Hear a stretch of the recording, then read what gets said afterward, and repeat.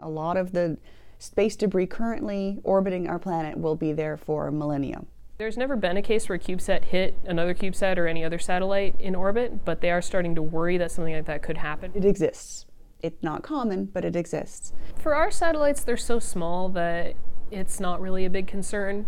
If you had, a rocket or a really big thing like the International Space Station, I assume you'd have to worry a lot more about what kind of effect you're going to have on the atmosphere. In 2009, one of the Iridium constellation satellites collided with a Russian satellite, and there was a cascade of orbital debris that resulted from that, 30,000 pieces at least, that are still in orbit. In other words, they're all stretched out like pearls on a string.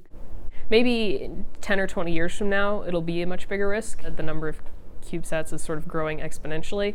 But for us right now, we're more worried about micrometeoroids or something really small, like hitting a satellite and knocking out some of our solar cells.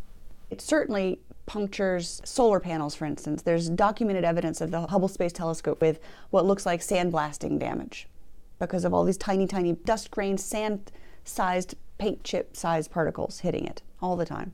You see those pictures, right, where it shows all the space debris and it looks really scary, but those things are, of course, not at all to scale. If you have a dot in Earth, that dot is, some point much smaller than actually compared to Earth. The problem is when you put satellites into orbit that very quickly become defunct, relatively quickly, their orbits are pretty much exist into perpetuity. If you have a science mission, for instance, that you'd like to pursue, you give it a lifetime. You say, well, we'll let it work for 2 years.